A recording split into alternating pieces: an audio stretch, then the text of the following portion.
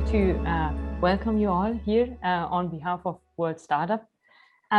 Just a quick sentence, World Startup, we're an international platform which helps impact entrepreneurs to grow.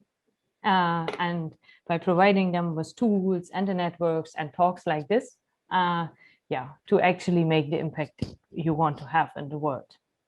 And today we are having this third live talk already. Previously, we have listened to Martijn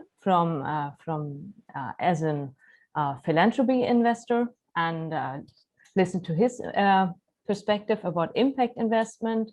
We also spoke about Tony's Chocolonely and their road to impact investment and how they want to achieve the impact. You can always read on the chocolate papers, and dig a bit more into the insights about that. And today we have Marai from the Dune Foundation and James from Buildex, and we want to know about. So James is part of the Dune Foundation's investees. So we want to know about the perspective of impact investment from the investor and the entrepreneur, and we'll see how that goes. And all this is part of will lead us in the end to our learning circle in April. I'll share the link with you later, and that's a 1 month very in-depth journey with peers, and we'll deep dive into all of these topics around impact investment. And really get to the key understanding of impact investment, what you need to really find an impact investor which suits your needs, like James has already done. Yes. And I would like to introduce you to Michelle. She will lead this nice conversation today. Maybe you can say a few words about yourself and yes, kick off this interesting conversation. I'd be happy to. I liked how you said that. We'd all like to be James. We'd all like to have the right impact investor. So to give you a little bit about me. So my name is Michelle Chaklackle, and I'm an impact business consultant, among other things. So I help companies align their value propositions, business models, leadership, and teams for impact. And my clients are also other social enterprises, purpose-driven and mission-driven businesses. So like Sarah had said, we have 2 more upcoming talks in March. These talks are free. I'm really excited to have this talk with Marai and James because it's really rare to have both the entrepreneur and investor sit down together to talk candidly about their relationship and how they view the road to impact. And our last conversation is going to be with Camille Sugrim. And Camille actually has sat on both sides of the table, selecting companies for impact investor readiness programs on behalf of Stanford Seed, and as well as a serial entrepreneur. And currently she is the CEO of People First RH. And that is a tech-based platform that she'll be sharing a little bit more with you next week. And like Sarah mentioned, we have a learning circle that's coming up, and Sarah will be sharing some of the links, how you can register the talk, and as well how you can register for the learning circle. And this is a deeper dive across 4 different topics. The first topic is to identify what is impact in your company. The second one is around how do you create that impact story that it has the big dream, as well as tangible endpoints. And the third one is around how do you take those first steps towards impact, which is about this talk. And the last one is identifying your impact investor hit list, which is talking about your pipeline to conversations. So on behalf of World Startup and myself, I want to frame these conversations so we start with the same language. And we use impact in many different industries differently. So I'd like to ground us in one definition. And the definition is around its social impact is the process of understanding how much change has happened and how much can be attributed to your organization. Because often when you're dealing with systemic change issues, The change is at a much higher level than any one person, organization, or even sometimes sector can deal with. So it's about understanding the role you play in that bigger picture. And in that same line, by the time a company tends to hire an impact measurement specialist, this person comes in a bit later, and their job is to look at the intended and unintended effects of your company, positive and negative, direct and indirect.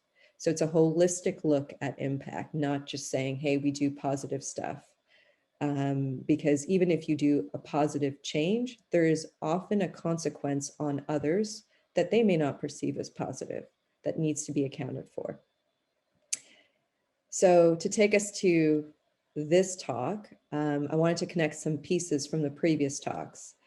When companies have a vision, the ideal would be for them to say how they will change the world. And a person from the outside can come look in and go, hey, at a vision level, we also get a sense of what is that impact level that company seeks to have.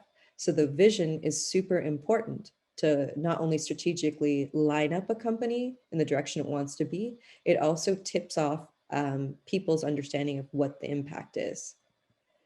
And impact needs a clear problem. What I tend to see with entrepreneurs and organizations is that they get the vision fairly clearly, and you can say that this is a level of impact. But what is often missing is that deeper dive into root causes of why this problem exists.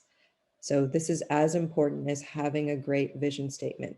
A great vision statement, impact statement needs a problem. And from our previous talk, a clear example would be Tony Chocolonini's, where their mission and vision aligns up, and so does their roadmap. But enough about the past. I want to talk about Buildex. And so Buildex is James's company, and he has a clear problem that he's identified, which is building and constructions are responsible of 39% of global carbon emissions. And this is something they need to change, which links up to their impact and vision. So they see a world where all buildings are radically better.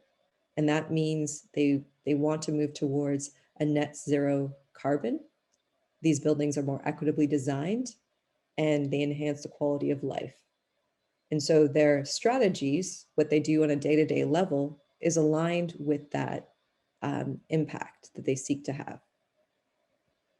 And so the hard thing is these shorter term indicators of change. I'm not going to go into them, but I want you to see that Buildex has done the hard work of both identifying their common problem, the vision, and their impact is slightly at a lower level, and they have short-term deliverables that they move forward in milestones to reach that impact. So on that note, I want to introduce these beautiful panelists. So Sarah, can you make sure that everyone is a panelist? Yes. Yes. Okay. Yes. So they are. Okay, great. I just want. Yeah. And in case you have any questions throughout the process, at the bottom of the toolbar where you see the chat, there is also a Q&A, and please just pop in your questions as you see them coming along. Sarah will be sharing them at the end. And direct them to Mariah or James as you see fit. If it's both, just indicate both. So I'd like to introduce James and Buildex Studios. James is the co-founder of Buildex Studio, along with his wife, Carolina. Buildex is kind of a special place because it takes a gender lens design, build, develop approach in Kenya. It's a mouthful for me to say. So James, I'd like you to break it down when I ask you to explain things simpler. He's also the co-founder and now on the board of Build Her, which equips young Kenyan women with construction skills to become employable in the traditionally male-dominated sector of construction. James and his team have won countless awards around their design and build solutions. Some of them include SOCOP Entrepreneur of 2018, Aspen Institute Spotlight Health Scholar in 2018, and his company was listed in the London Stock Exchange Asako Insight Companies to Inspire Africa in 2019. He's regularly invited to the yearly Skoll Forum in the UK.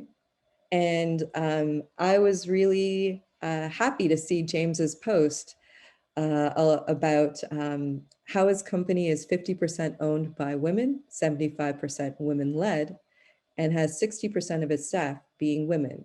Now, this is remarkable in any organization, but let alone in the construction and build, which is, I think, most places in the world, traditionally a male-dominated field. And now I'd like to switch it up to introduce Marai. Marai is a program manager at the Dune Foundation.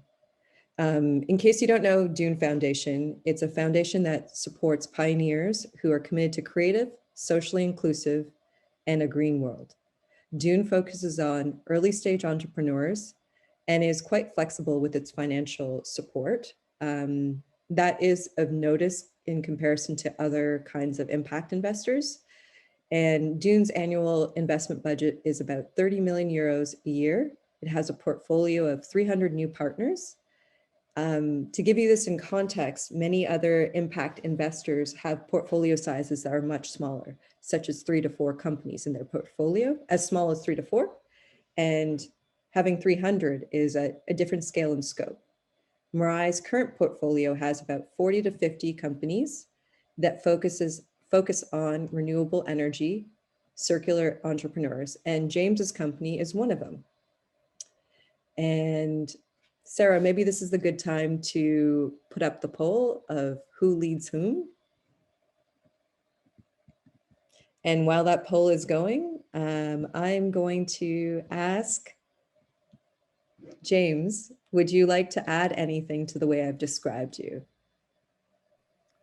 No, you've done it well. Thank you, Michelle. Thanks for having us here. Maybe just to if it can help simplify what we do, we're basically a team of architects, engineers, construction professionals, and various other disciplines that come together to fundamentally change how we build.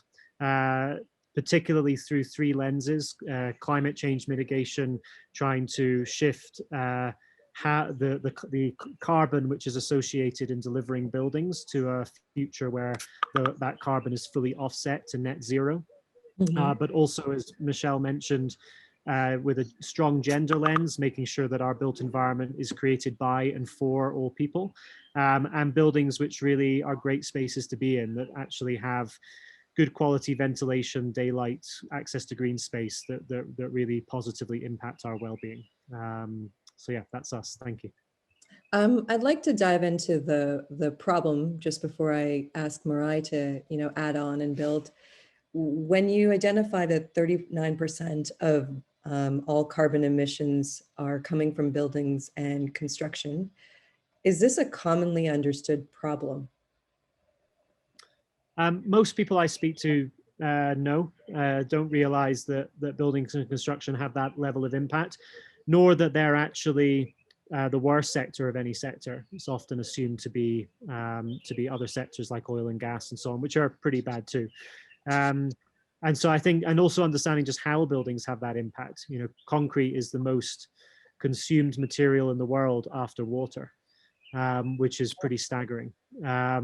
So a huge amount just comes from the way we extract materials and process them, and then how we build and how we then operate materials using often those same fossil fuel materials as well. No, thanks for clarifying. And Marai, is there anything you'd like to add to the way I've described you? And no, not much, Michelle. Thank you so much for having me. Maybe just to add one thing, that I don't have this beautiful tree in the background like James has, because I'm based in the Netherlands. So we are based in Amsterdam.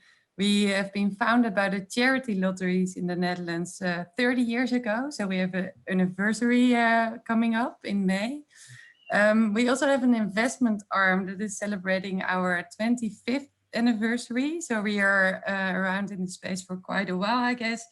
And maybe to add one thing that we try to be catalytic, to risk in a very to fund in a very risky early stage where other funders still feel like, oh, it's a bit too early, first prove it and then we might step in. So we try to have other funders come in at a later stage. So that's a very unique position, I guess. So and that's really made possible by the charity lotteries. Maybe to mention that I used to sit on the other side of the table. So I've been involved with a social enterprise in the Netherlands, and it's called Return to Sender, and the kickoff of a Rockstart Accelerating Impact program in Nepal. So I know what it's like to sit on the other side of the table, and it makes me humble and really impressed by the entrepreneurs that I work together with as a funder right now. And what really excites me is actually working on so many different topics. So like you said, like the renewable energy space and circular economy.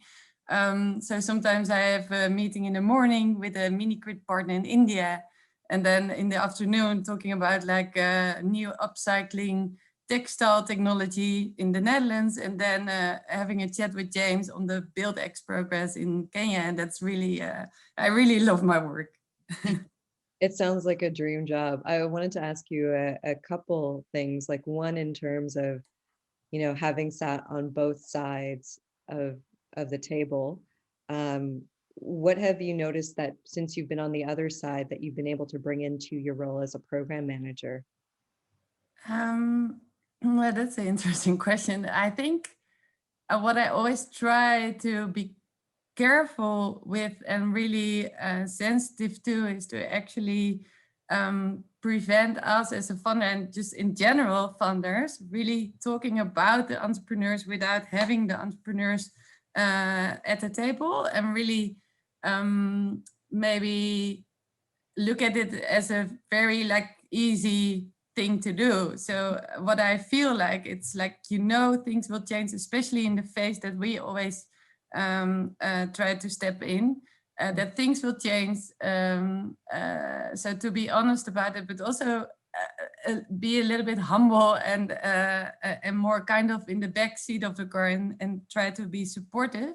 I think that's really essential for funders to do, and to not underestimate the challenges of an entrepreneur and the daily challenges that they are facing. So I think in that sense, last year was really inspiring for me, because I think like the real entrepreneurial spirits came up with all of our partners in the and proving to be resilient and to find creative other ways to actually keep your company going. That's really inspiring, and sometimes really a silver lining for some of the transitions that we work on, for example, in the circular economy space. So sometimes it's even accelerating the transition a little bit more. So, I mean, I don't necessarily know if people equate investors as humble. So I like how you said that. We're trying to stay humble. I mean, I think that's very interesting. And the other question I had was going back to, you invest in, as Dune Foundation, you invest in companies at such early stages that it's high risk. Would you consider yourself a lead investor that de-risks a company? Well, we always say like we don't want to really de-risk, but we want to step in to make sure that we can support innovation. Like for example, if a company is already in the space, like Buildex, but there are a few like kind of new innovative projects that they want to do, and that the existing funders are really they don't have this appetite because it's very risky, then we can say, okay, let's have a look at it, and we might be able to fund that to make sure that the innovation can really thrive, instead of being a nice idea, but hey, let's focus on the core business, for example. Okay. So it's not really de-risking, but yeah, but help to actually prove the concept in a very risky phase. Okay, thank you for that clarity. And I'd like to hear from you, Marai. How do you define impact? And that's interesting because I saw your definition for today, and I think we have a lot of internal discussions around this. So we used to call it like impact measurement, and now we changed it. Actually, we're working together with a company in the Netherlands. It's called Avant. And we made it an impact learning project internally because we have this broad scope of socially inclusive, creative, and green initiatives all around the world. So how to compare, like to actually measure our own impact as a funder is really difficult.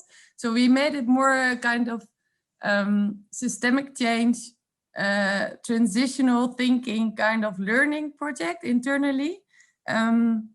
And it's actually around ecological impact, social impact, but also financial impact for the more kind of entrepreneurs that we have in our portfolio, but also to take into account the risk of negative impact. And there can even be impact, even if the company fails, but there could be existing impact because of the work that they have done in the past. We have seen that before. We have some examples about it.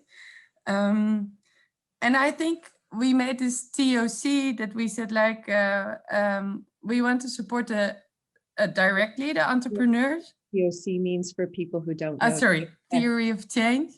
For all our different programs, and we said, okay, we want to support those entrepreneurs that are really proving that social entrepreneurship can work.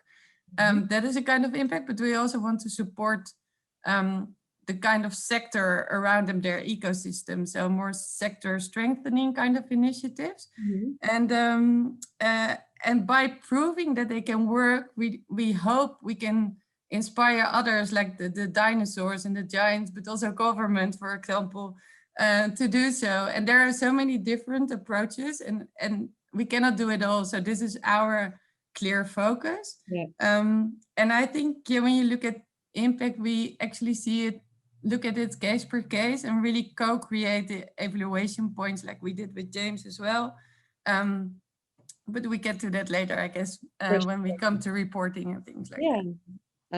But James, how do you define impact? Yeah, for us, I think it's really about behavior change. I think understanding has the intervention or the work that you're carrying out changed behaviors that can either unlock opportunities or remove barriers, and that might be for the beneficiary directly, or it might be that others need to change behaviors. And I think understanding where impact actually needs to happen, and I think that's a big shift in social business, is not just sort of treating the symptom, let's say, of the end beneficiary, but really trying to understand how do you change the systems that might lead to that situation being the reality. I think another thing for us in terms of whether you've had impact, I guess, and how you can define that in some way, is if you were no longer there, whether that's through deliberate or unfortunate means, does the impact last? Does that change stay intact, or even better, does it continue to grow? And I think finally that just relates to a big thing that we often get caught up in, certainly with investors, is the debate around depth versus breadth of impact. So much of impact rhetoric concerns itself with high numbers. And I think that whilst high numbers can be important, how deeply you impact those, let's say that's 1 million people or whatever, is, I think, as important, if not more important than just the number. So I think thinking about that relates back to how much behavior change has taken place and what will happen if the organization is not there. And for yourself, I mean, those two things are interlinked. The way I would see if a change really hits on a mindset level, or like even deeper, like a shift in a frame, you need sustained time. Like there needs to be more players. So when you're saying if that organization doesn't exist and it goes back, is that a failure?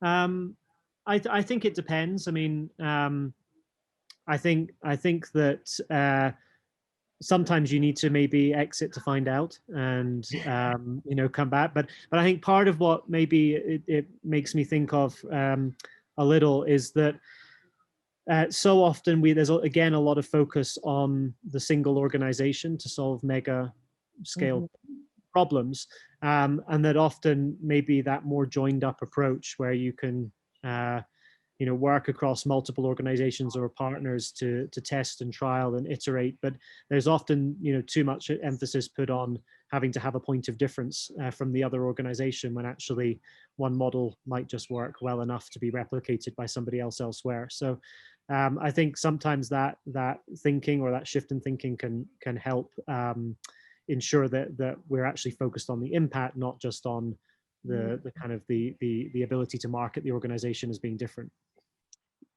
Yeah, because that seems sometimes to be at odds at what kind of investors you would look for. There are some who would want to see that you are the market front runner, and then there are some who are investing in an ecosystem change.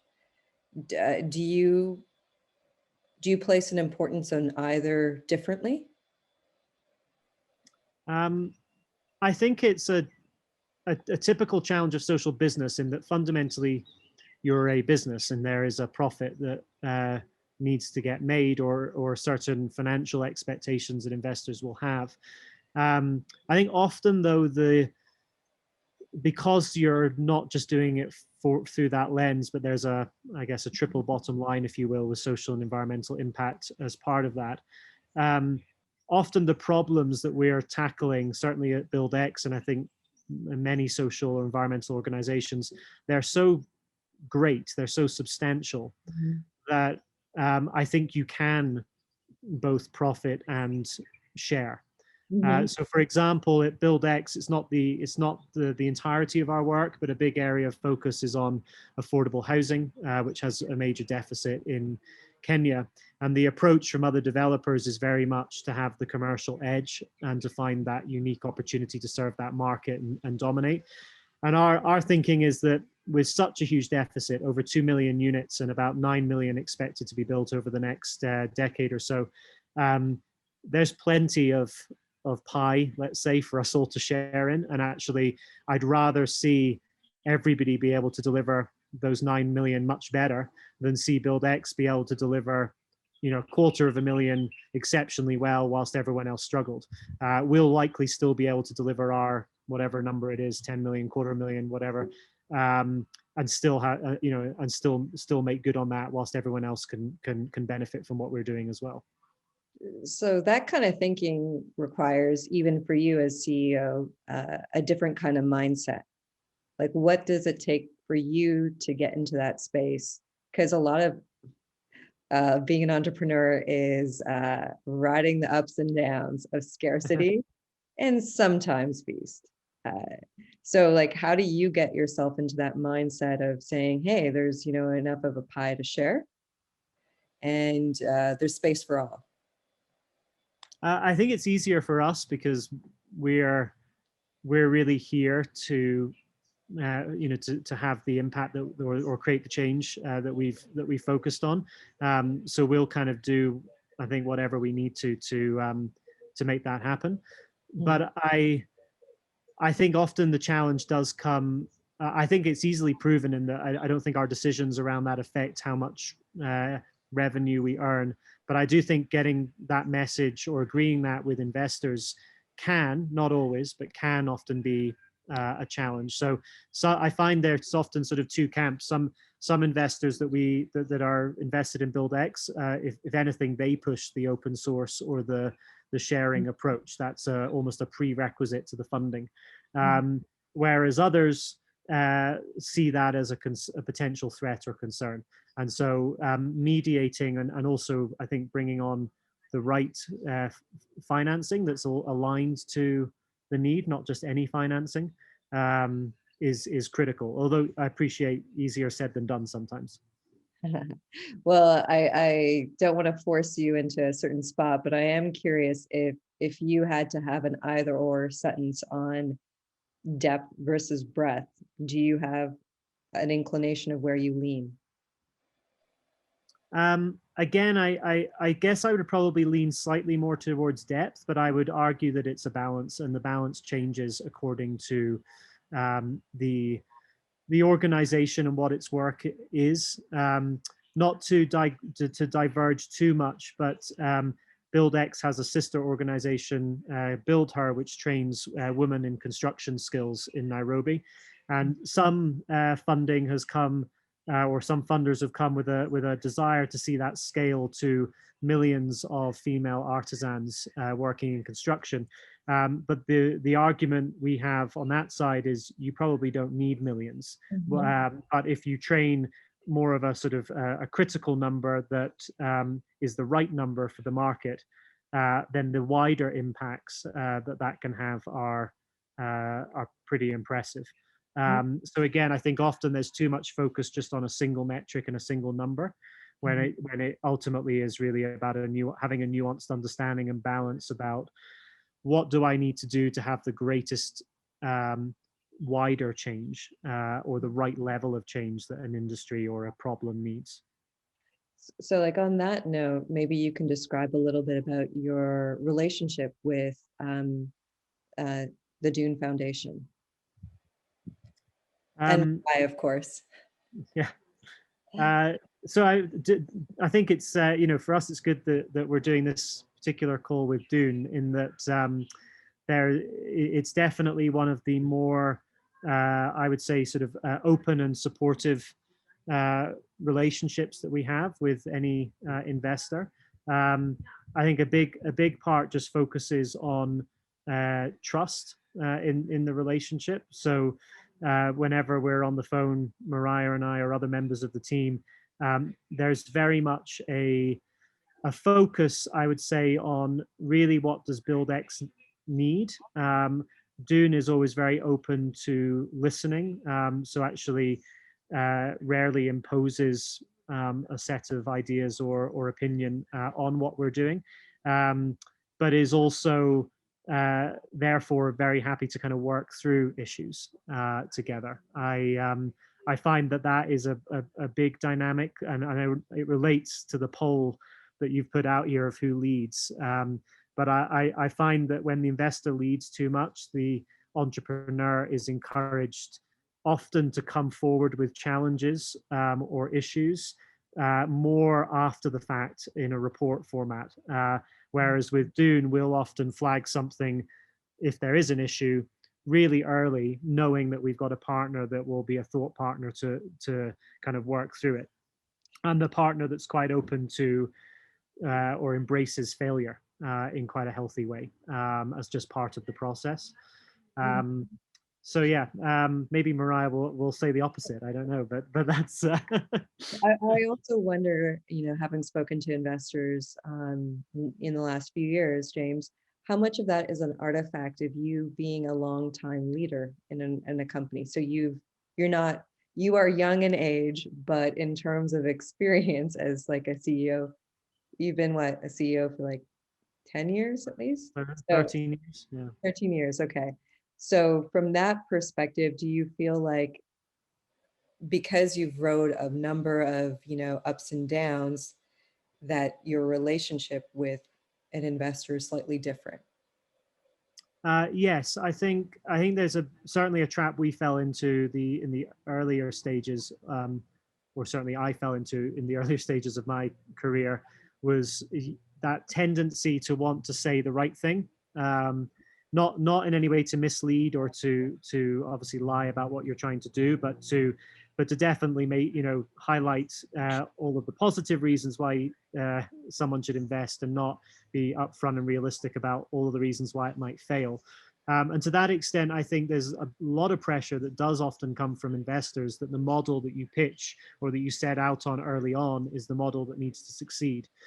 And certainly in my journey, we've made a number of U-turns in our strategy or in our plan which I don't think are a symbol of a lack of focus, but rather a journey where we're learning and failing and experiencing experiencing success as well, but all the time recognizing that maybe we need to be brave enough to change something. And sometimes that can be really scary for investors, I think. Dune is one of the ones that's embraced that far more. And last year, Mariah's already sort of hinted at it, last year for many organizations was a period of forced change, but also therefore kind of great opportunity. And we found that most of our investors really stepped up to that and really recognized that we needed, that change was a good thing in that circumstance. I'd like to hear from Mariah. Mariah, can you describe your relationship with Buildex and also just in general with entrepreneurs? Yes, absolutely. Yeah, I was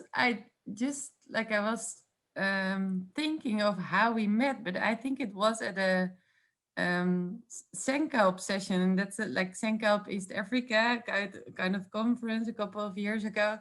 And it was around circular economy and really early days. Now everyone is embracing this definition or this term, but James was in there, and I think that's how we met and actually touched base, and he dropped me a line, and then we got into contact, and together with my other colleagues, we actually went into conversations with James, and then he filled in the application. And I think yeah, at the first sight, it didn't feel like a 100% fit with our criteria back then. So, for example, like I just mentioned, like sometimes we support like the very early stage entrepreneurs, but James was around for a while, and but we really felt that he was like including circular design, inclusivity, really on a mission to actually change this kind of very complex and difficult construction sector in Kenya, and really with a big ambition. And we believed in James and his team and their focus, and so we just gave it a shot, and we felt like, oh, let's start due diligence, and we dove into it. And I think during our due diligence phase, I would say that we might be more in the lead than the entrepreneur. Because we do the financial checks, we speak to reference in the field. We really want to make sure that there are no red flags and it really fits our criteria in the end. But after that, after board approval, we really believe it's really trust-based, like James says, and it's really based on James and his team knowing what to do, knowing what types of impact measurements would fit. So maybe not like scaling, but more like the in-depth impact kind of things, just like you said. And I'm based in Amsterdam, so I cannot like completely grasp the local context. And what we did, we actually included some kind of support from a local partner that we have to actually speak to James once in a while, and to actually think along and try to introduce to others in the sector, and yeah, and work like that together. And I think in terms of our relationship, I think it's really helpful that we, well, this is growing, but I think even after board approval, we already discussed the way how we wanted to work together. Like James, like my portfolio is quite big. I don't think it's 40 or 50, but it's more kind of between 30 and 35.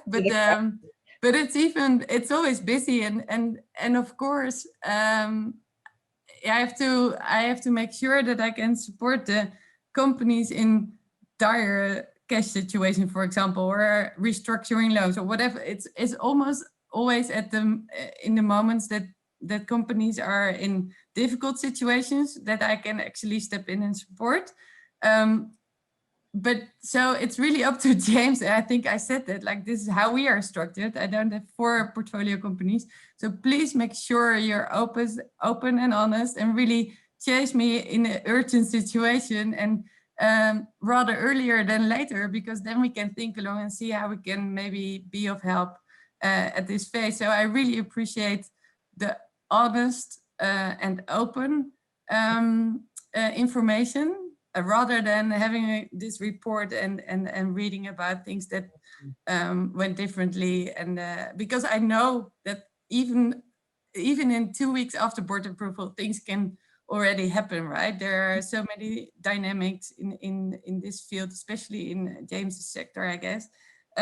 So yeah, long answer short. It's a real pleasure to work together with James, and I think they're doing great, and I'm really impressed by their work. Marai, you've mentioned trust, and so did James. This has come up actually in our first talk with Martijn from EVPA, the European Venture Philanthropy Association. And trust is like a vague term.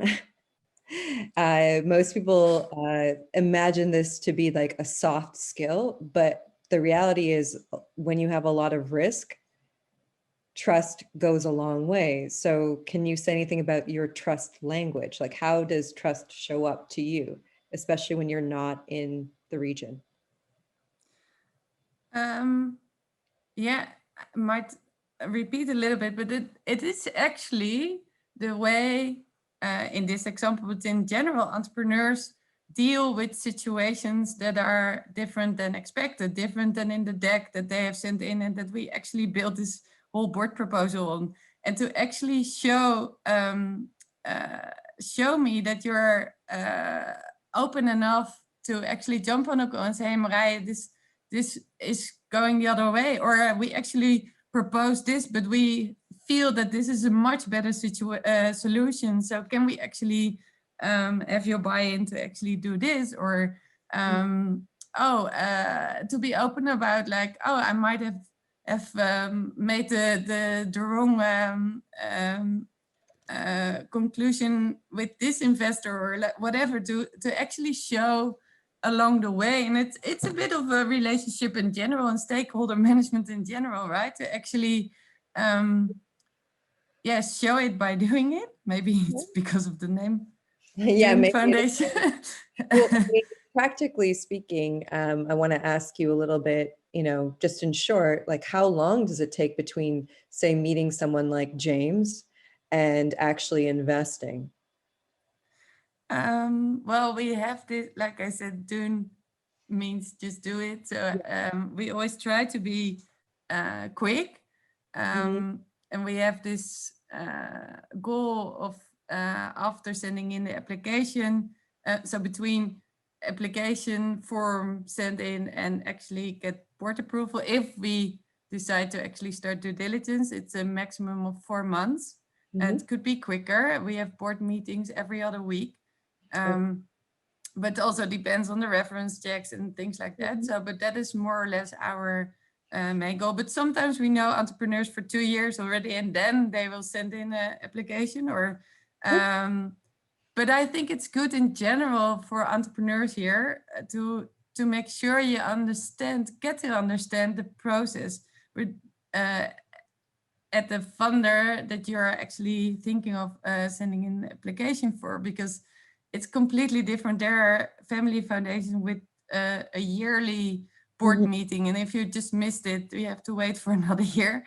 And there are like more kind of European Union processes that are completely different to others. And I think I mentioned that before, but in our pre-talk that there's this Open Road Alliance research that they pop that up. Can you, Sarah, I sent you the file. It'd be great for other people to have access to it. So if you can add it to the chat, so it says more or less like there's so much work on the funder side to do, and one of the things is to be more transparent about the process and timelines, so entrepreneurs actually know what they are getting into and how long they have to wait for it. And well, with the Dune Foundation, we have to be more transparent ourselves, I guess. So that is my homework. But to actually put timelines on our website, for example. But our goal is 4 months. No, that's clear. So James, I want to hear from your side. I want to hear 2 questions. One is around, how long does it take from you to identifying a potential funder to actually signing a deal? And I also want to know a little bit about whom leads whom. Sarah, it'd be great if you could pop up also the poll answer so we get to see what the audience feels. Thanks, Michelle. So Dune were, to Mariah's word, fast, which is great, but that's not, I think that's not common, or as typical. I think it really varies in my experience, raising investment of any type. And for clarity, for those listening in, Buildex raises equity, project level debt, and at times some grant capital, more project specific or research specific. So we've kind of, this broadly applies to all three types. But I found that, on average, it can take sort of a good 9 to 12 months, 6 at the fastest for most investors, after you've got to a point where you've agreed you actually have something in common and might want to partner. The process before that can take even longer. I've had some funds that we've secured after years of discussion and courting and reminding them that we're still here and still progressing. And sometimes that's just a matter of timing. Dune come in really early. Others like to come in a little later, want to see some proof points and so on, which is fair enough. And I think it's a good lesson, certainly for me, that you might get a no once doesn't mean you get a no forever. And we've had many funders fund us sort of after the fact later on, after having said no once, twice, maybe even 3 times, and but remain very interested in us nonetheless and join at some point.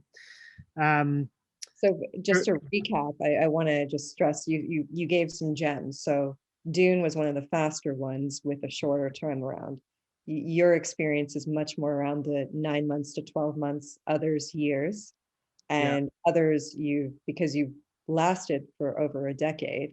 That is also something that most social enterprises don't have. So that gives you a sense of breadth that you could go back to different funders, investors, and you can try 3 times and the 3rd time might work, or even longer. So it's a long game is what you're trying to say. Yeah, I mean, unless they explicitly close the door and say, say never, but that's rare. I think often provided there is a reason that you're talking and there's something in common.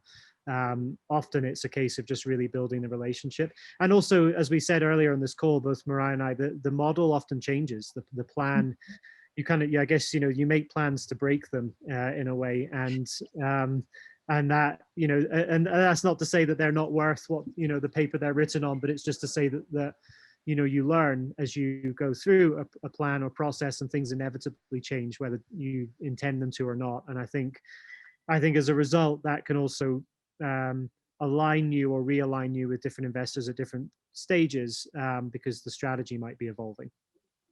And in your experience, who leads whom? Do you feel like you've covered that in a variety of ways, or would you like to add to that? I would say in the relationship with Dune, it's pretty balanced, maybe slightly with us leading now.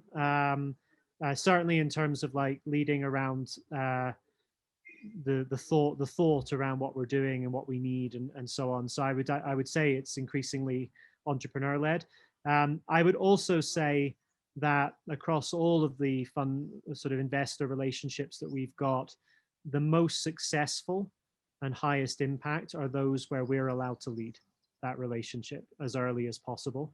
I think the funders that have made a decision early on that they trust us, and therefore they're going to make their funding not limitless, but they're going to adjust their funding to what we need, and they're going to make it, where appropriate, unrestricted, and allow us to make the decisions, tends to be far more successful than those that seek to control it a bit more, or have us report heavily. One thing I wanted to touch on here, which I think is just so important, and I actually think Dune and Mariah specifically are the best at this of all of our funders, is the entrepreneur, often the founder, CEO, are rarely born fundraisers in the sense of, or rarely set out to raise funds, if that makes sense.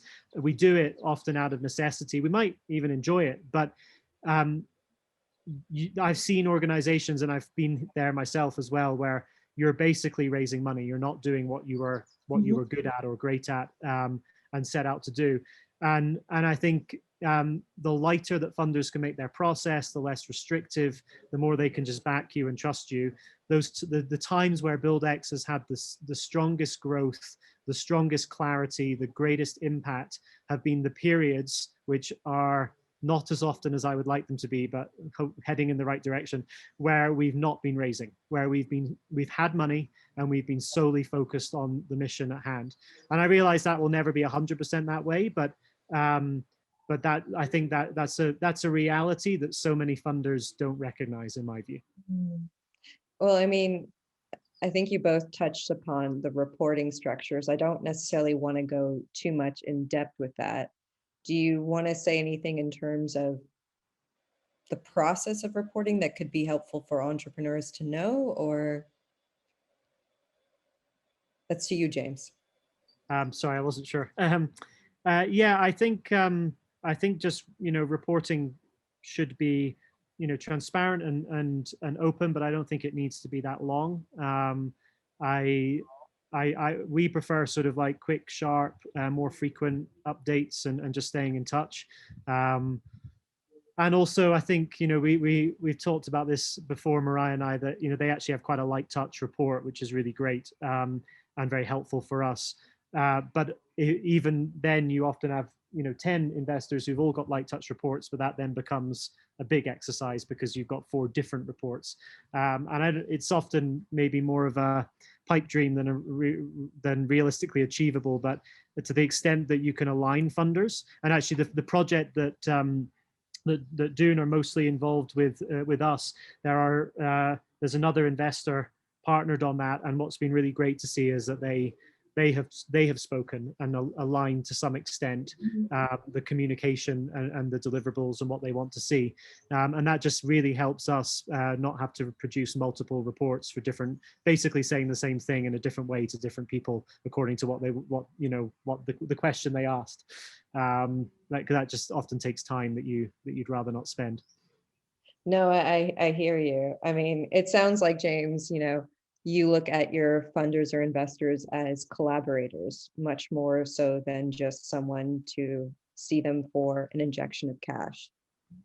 I don't think I always did, but early stages, I don't think I'd learned that. But I think now, particularly even when we're approaching funders, we're really looking not just at the capital that they can give us, which is, often central to the conversation and is a major part of the need, but also how can we work together in other ways, be that either other forms of support that they might provide, like technical support or capacity building and so on, but also are we aligned in thought? Can we support through networks? Can we support other partners that they're funding as well? So I think looking at that side and really thinking about how you can make the most of the relationship both ways, and it's not just one way. Again, where we've been able to do that, it's often a far greater or far stronger relationship. No, thanks for that clarity. And what I'd love to hear from you just before I pass the conversation on to Mariah is, what was your first step towards making impact real in your business? The reality, and what would you recommend? Well, I think with Buildex evolved out of an earlier organization. So Buildex is 5 years old now. It evolved out of an earlier one that touched on some of the same topics, but with a different model. So I think we learned, kind of didn't do anything the right way, really, early stages, or at least not by the textbook. So we very much learned by doing. Not the right way, because I'm sure everyone's doing it the same way. So what was that? Well, I think it's been. I think we talked a lot about impact, but we didn't necessarily know how to measure it or have the support to measure it early on. You mentioned even in your your presentation at the beginning of this, Michelle, that you know, impact measuring often comes in a bit later, and it often does. But what I found with Build Her, which was because we were able to sort of that set up in 2018, so just 2 or 3 years ago, we set that up, sort of having with the model of Buildex to learn from, and Buildex is now there and is arguably sort of further ahead as an organization than Builder, but Builder was able to start better. And the main thing that we did was, one of the first hires we made was an impact lead, somebody to measure impact. So Build Her was able to grow really intentionally, really purposefully, constant feedback loops from a really early stage on its impact, and was able to get, I would say, deeper impact, and also therefore fundraise more effectively earlier than Buildex. Buildex's growth was more gradual because we'd often have the vision, we would understand or be able to reference some of the impact, but we wouldn't always have strong evidence to show for it, or it would be patchy evidence, and so on, which makes, for some funders, it harder to raise. But now we're, you know, so we were sort of catching our tails for a while, and now we've managed to get there. But you learn that lesson, I guess, later on. Well, so you've drawn a really clear comparison about raising money and that clarity of impact, which was helpful for Build Her, and that you're on your way with Buildex around that. Marai, maybe you can speak about your own experiences, having seen more companies in different stages, you know, different like countries, I'm assuming. You know, what happens if an organization waits a little longer to get their impact thinking? What's the consequence for the entrepreneur, the organization? What's the consequence to have a conversation with you? Yeah, that's an interesting question, because I guess in a way, when we met with Jay, I think we always say like Dune is impact first, impact second, impact third. And I think during our due diligence process, we really measure on this kind of moral compass of the entrepreneur. So even with meeting James on Buildex back then, we already felt that this whole impact vision was there, and so we tested that like extremely well, I guess. And then it's fun, and we co-created the evaluation points on impact. So even if it's not there yet to actually see the proof, I think a funder is really able to test the impact approach and the vision already at that stage. And it should be not like one page in the slide deck or in a pitch deck, but like it should be incorporated everywhere, because that is what you're doing. Like James, it already drove him back then. Yeah. Even if he now has the feeling that it was maybe more also focused on driving the company itself, but like I think the financial impact and the social and ecological impact, it goes hand in hand, right? So I think for funders, it's really important. It's as important as the financials to actually check this criteria in the early stage, and I hope we are doing that. And I think in our sector, looking at other funders, there are also funders moving into this impact investing space, and you can really tell the difference even among funders if they are like the real impact investors or the ones that actually are just testing it out, which is fine. I don't have a meaning about that, but it's I think for entrepreneurs themselves also very important to test the impact approach of a funder. Same goes for the reporting structure of a funder. But that's going back to the previous question. But no, but I think there are some interesting themes at the end. You know, if I was to do like a keyword search, there's something around reporting, something around who leads whom, and something around, you know, when is it to involve, when do you start to talk about impact and make it real? But I kind of want to hear, who do you feel are like allies in the impact investor space that you would, you know, comfortably say that they're impact first, second, maybe not third, but as strong as Dune Foundation? But you mean like for the Netherlands or internationally? Netherlands, Like we have so yeah, many I mean, allies in all the yeah, different maybe you sectors. can say some of them, so that for those who don't know, they can also Google. I think for like the Buildex case, I think Autodesk Foundation is a great one that we work together quite closely with. Good Energies, Pim Wimmick in the Netherlands. Well, I can hit a whole list in the chat if you want to.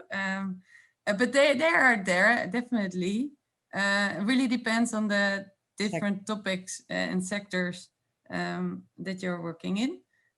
But I can definitely think along, and there are many more. Like, so for example, in the renewable energy sector, there are a lot of co-founders that we share partners with, and we co-fund. So we always try to look for co-funders, co-investors, to actually also spread the risk and work together. No, thank you. Thanks for sharing. If you feel so inclined, just chat bomb, put them all in. Will do afterwards. Yeah. James, like, to wrap up this conversation, I'd love to learn, what were your biggest lessons when it came to creating an impact roadmap? And like, what would you like to impart to future or existing entrepreneurs who are, going through this process? Yeah. Well, I think to frame that, we've recently been rebuilding our theory of change, and I think that was a good lesson, not just in where we want to go, and how we might make certain changes operationally or day to day in what we're doing, but also enabling us to compare and reflect back on where we've been, and whether that was, both successes and failures along that journey. I think one thing that we struggled with, and I think it's particularly difficult in our sector, the built environment, but I think many founders or entrepreneurs, I think, struggle with the same, which is really focusing on the core of the issue, or what the biggest levers are on that change. I think every change in every sector is often very complex and relates or reacts to so many other key issues, and it's very easy to get, certainly I found, to get distracted by some of those, or even pushed towards some of those by investors or by other partners, or just seduced by that opportunity, because you often, your mindset is you want to make, have your solution impact as many things as possible, and so I think making those, having that opportunity, and we found that just last year in that theory of change process that we went through, to really, I think, make some of those big decisions, some tough decisions, things that we often saying, well, we care about this issue, but fundamentally we're not the ones who are set up to change it. So we need to put that to one side, and then drawing in things only where it was helpful to do so. I found that really gave us a lot of clarity, but it can be really tough to do that. And I think often you think you've done it, and then you find you still need to focus more. And I do find often, investors do often like the simplicity of a very singular, clear objective. I think sometimes that there's the danger of the opposite, that can be oversimplified at times, and not recognizing some of the wider impacts that can be had. But finding that sweet spot, I don't know if I've got a perfect solution, but it's tough. But I think that's a journey that most entrepreneurs or founders that I know have also been on, at different stages. No, thanks for sharing that. I think it's a tough transition to articulate exactly what you want to do and make those tough decisions, because that might mean things that you love doing may not be the thing you focus on. I'd like to open up to Mwilla. I'm not sure if it's Sarah. Do you want to pop on and share the question that Mwilla has asked? Yes. All right. So I will ask this question on behalf of Mulla. So there are two questions. The first is about one of the biggest challenges seen in Africa and in many places where impact investors at the start they agree that they will be patient to see the change. But then as the business starts to grow, they actually lose their patience and try to get impatient for the profits. And her question is now, how are you working around the instability that comes around these social ventures? Yeah, I hope I got this question right. Otherwise, just jump in. Yeah. Yeah, so that was a question for me, right? Yeah, I recognize this. I understand the example of like being very patient in the beginning and then looking for like more kind of commercial impact. I think I really hope that our investment arm and Dune as a foundation stick to the impact statement that I just made with the first, second, and third. And so we are patient. So we don't have a clear exit strategy. We like our investment arm is kind of a revolving fund. So we depend on exits for being able to make new investments, but it's a kind of portfolio management. And we have been able to do so for 25 years. And with MCOPA, we have supported them with a convertible grant in a very, very early stage and then converted that into a fund investment. And I guess like what we always try to do with our investment arm is to not take a position in the board ourselves, but to ask someone on our behalf to actually be there to monitor the mission and the impact, because you can come into this situation that there's a conflict of interest in terms of for like the best decision for the entrepreneur or the best decision for Dune. And I think that is helpful in this kind of keeping the mission on track and the impact first. So yeah, I think again, it is very important to do your own due diligence on the type of investor that you actually start this relationship with. Also in terms of how patient they really are. So ask around, also ask other entrepreneurs that are already in their portfolios. And also to make sure that they are able to grow along with you, that their pockets are deep enough to invest in the next round, for example. So that is another that kind of advice. I'm hoping that I'm answering your question or his question. Yeah. Thanks, Mariah. I think you also, while Sarah's queuing up the next person, Peter, I think you raised something that's really interesting, which is Dune Foundation chose not to be on the board. And this is not always the case across different investors. And you clarified the reason why, because it could be potentially a conflict of interest. So I think that's a really strong position of how you're showing its impact first, not necessarily Dune first. That's a difference. Oh, you're on mute. I'm wondering if Peter's on. Just give him a second. I think he'll join you soon to ask the next question. Yeah. And maybe because of time, we want to queue in as many people. Hi. I'm now a panelist, right? Okay, thank you. Hi, everybody. My name is Peter from Finch Floating Homes. We are working on the design and implementation of floating homes in flood-prone areas. Now with the focus on the Philippines. And I do have a question for James. James, I took a look at your website and I saw a lot of fascinating building projects.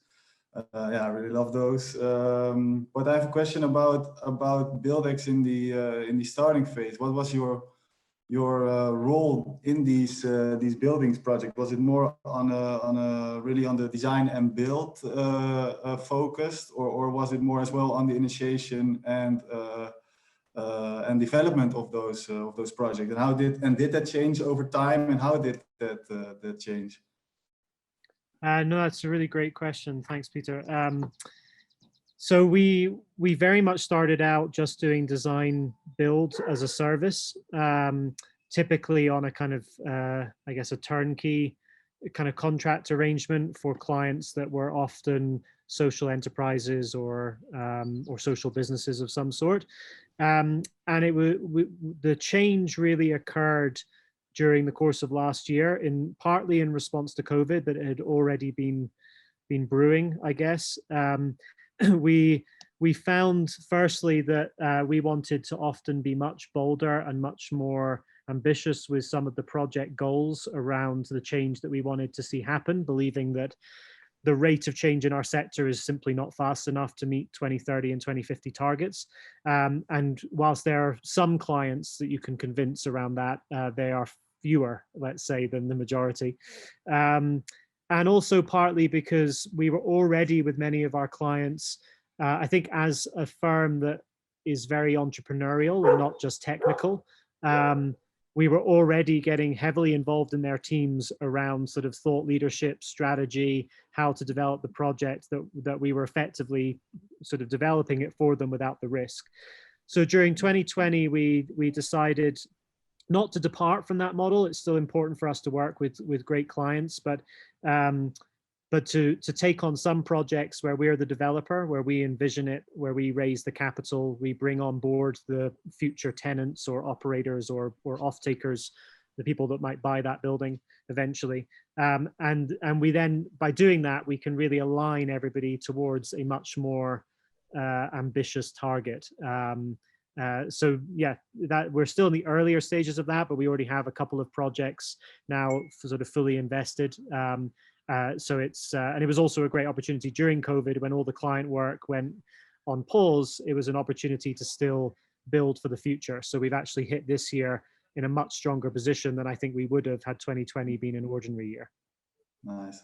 Okay, yeah, thank you. And nice to see that as well. COVID then can change your company in a positive way. So yeah, super interesting and all that. Yeah. Thank you. Thank you.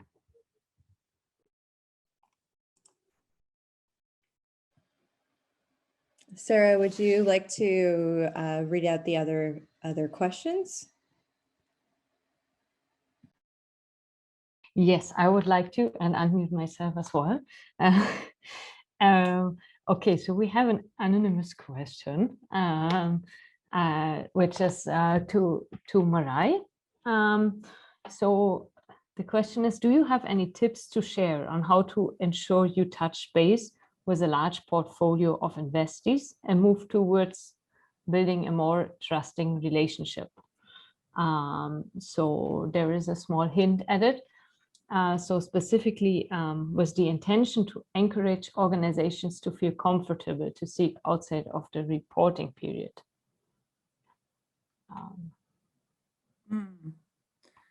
I think I missed that last part. So could you maybe repeat it or recap it? Yeah, so so it's first, it's about tips on how to ensure that you touch base with your portfolio of investees and how you build a more trusting relationship with them. And okay, and then how you encourage, I think you spoke about how you would like, for example, entrepreneurs like James to always report their their problems in time and not only in the report. Okay. And I think yeah. Now I how understand. you can encourage them to be open about these things. Yeah. I think to actually agree on a to really, but maybe that's because I'm Dutch and very direct and open, but I really appreciate like kickstarting a relationship and to actually be open about like the kind of relationship rules that you have. And then of course you have to live up to it and actually do it, but it's kind of testing the relationship and letting the entrepreneur know that you really appreciate these kind of interactions, right? Like James said, sometimes it's really helpful to just drop each other a line and just instead of a whole report, but just say, okay, COVID is happening, and that's a good example, I guess, like what happened last year. Some of our partners, we actually proactively reached out to them last year to see what was going on in those very early days, and we set up this relief facility for partners in dire cash situations. But some of them, they were like not really getting in touch, and that's fine. But if there's something going on, and we try to actually encourage partners to do so by sending them an email, just let us know if you need support or if you need introductions to our network, or how can we help. And I think, it's really about showing the openness as a funder and to really act on it as well. So like if James is sending me this thing, like we want to make this pivot and we are going to do so, then of course also not approve, but just show them that we are completely aligned and that we believe in that they know what they are doing. And I think it works both ways, right? Sorry, it's a very, very fake answer. But I just wanted to also mention that like the way James is dealing with all these different dynamics in the past years, it's really impressive. I just wanted to flag this because it's one of our key criteria as a funder to actually test in the due diligence phase on how stable is the founder and how's the team. It's not only the founder, of course, but in this case, I think James is extremely stable and really showing his resilience. And like he said, maybe fundraising is not the fun part, but he is doing it and made a lot of difficult decisions. And again, like he's really the one doing it. So I'm impressed by his work. But that is not really the answer to this question. But I just wanted to make sure that we got this before ending this conversation. Sarah, I realize we're running out of time. Maybe I could just introduce the last two questions. And I think Mwila was asking a question around, from the presentation, Buildex and Dune have a direct relationship. Does this not circumvent the board's power, or how is this done? And I feel like, Mirai, maybe it'd be nice to hear from you, your take on, does it circumvent the board's power? Sorry, you mean our board? No, so you mentioned that you as in the Dune Foundation does not take a seat on Buildex's board. No. And because you have a direct relationship, the question is, does this not circumvent or bypass the board's power because of your direct relationship? So sorry. And the reason why I didn't get it is because our current instrument with James is like not in equity. So this is a theoretic case because we are not in the board. Also not like someone on our behalf. But in general, I think it's not biting each other. It's totally fine. So you can have your relationship as an investment manager, my colleagues, or a program manager with the team, and then at the same time have someone on behalf of Dune monitoring the impact in the board position, which is yeah, I don't think it's a bad thing, and yeah, there are updates, but it's really independent, and I think it's a good governance structure. But I think you mentioned a key thing, because you're not a shareholder in James's company. Exactly. Not necessarily a conflict of interest by you having a direct relationship. No, So- but even if we were a shareholder, I think it's just a great way of separating the things. Yeah, thank- I don't think equity needs to come with always needs to come with a board seat, right? And it certainly Exactly. doesn't. So yeah, True. we've never found it an issue, and I think certainly for our board tends to function very dynamically. We do have structured quarterly meetings, but we're kind of in touch very regularly in between, so they know what's going on and have that finger on the pulse, which is not necessarily true of every organization, but I think that also helps mean that the board is sort of fully aware of what's going on at project level anyway. Well, I wanted to wrap up the last question. This question comes from Alexander, and it's to you, James. It's you spoke a bit about project-based equity finance. Could you explain a bit more about this? Did you raise finance for a particular vertical within your company or an overall entity? Yeah, it's a good question. I think to simplify it, we probably raise money in three different levels and three different ways. We at the top level, so for Buildex as a top company, we are raising mostly equity, some debt, but that's obviously across all operations, and it's mainly just general working capital or growth capital. We then have on the real estate project side, there's obviously investors that don't want to have a share of everything you're doing, but they want to invest very specifically in the returns of that project. And what we'll normally do there is set up a subsidiary company that effectively owns the asset, and the investment would be brought on there. And that again can either be debt or equity, but just at a project level. And then the final area, which is where we have a number of sort of more diverse relationships, is with normally grant funding, sometimes recoverable grants, where there's some trigger that might lead to it being repaid in future. But we tend to use those for sort of really early stage innovations within the company. So a particular research and development project, or new business line, new opportunity, to seed it before it's really ready. So it's almost a startup within the startup, I suppose. And we'll often raise much softer capital for that. And when you say softer capital for that, just speak in really layman's terms, what does that mean? So grants or recoverable grants, perhaps, as I mentioned. Yeah. Thanks. We're coming close to our time, so I'm going to wrap up. Thank you so much, James and Mariah, for spending this time with us. Sarah will pop in their contact details, both of their contact details, if any of the attendees want to actually contact you. And I just wanted to do a little wrap up in terms of, talking about our next conversations. So hopefully this will go. So this is our third talk on the road to impact, and we've spoken to James on behalf of Buildex Studio and Mariah from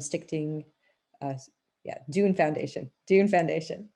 And we have one more talk next Tuesday with Camille Sugrum, who's been on both sides of the table as someone who selects investment readiness programs, not as an investor, but someone who vets the companies, as well as an entrepreneur, and how she goes about creating her investor hit list, and perhaps why she prioritizes customers first over that. And she'll give her take on those two things. And if you'd like to do a deeper dive as an entrepreneur and work on a number of different skills, we have the Learning Circle in April, and Sarah will also share with you the links. And on behalf of World Startup and myself, thank you very much. And we would like to say, and here's my contact details if you need them. We'd like to say thank you and we hope to see you again. I feel like Jens, I might see you 4 times in a row. I'm hoping so.